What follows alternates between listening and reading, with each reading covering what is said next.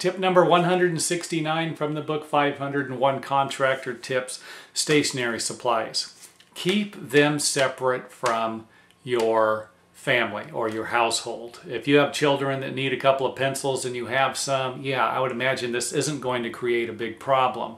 Paper, a little bit here and there, but if you have somebody who's constantly coming into your office and taking paper, pencils, pens, you name it, any stationery supplies you can think of, and then you go and you need it, and it's 9 o'clock, 10 o'clock at night, and you got to print out a contract the next day, you don't have any computer ink, you don't have any paper, you don't have a pen in the house to sign the contract or to fill anything out, this is going to be a problem. So make sure that your home office is either locked or everyone in the household understands that they do not take either the last piece of paper or your pencils, pens, something like that. And again, this is all stuff, you know, I'm not suggesting that you lock the office up and you don't let anybody in there and you hoard everything and nobody else has any access to any pens or paper like that. That's not what I'm suggesting.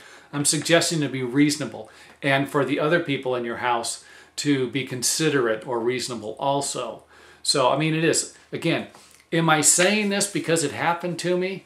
Are some of these tips in here, realistically, I should say almost all these tips in here is either something I have heard about from another person or dealt with on a personal level.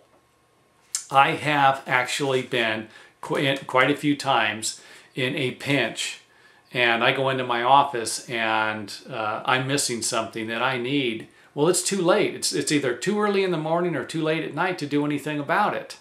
And that's all I'm suggesting. So if you do have somebody coming in there, figure out a way to either, you know, put some paper, some pens, whatever you seem to be missing the most of, have a stock pile, have a reserve. Now, having a reserve for most people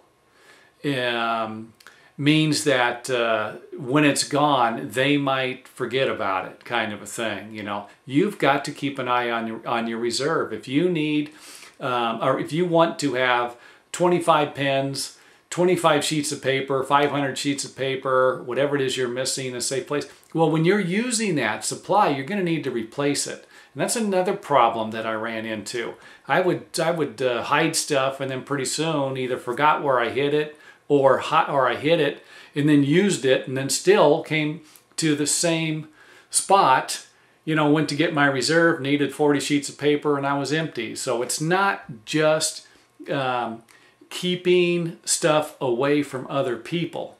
It's also keeping a steady supply in your office. Something you have, right now, I probably have 500 sheets of paper in each ream or whatever. I probably have at least 5,000 sheets of paper here.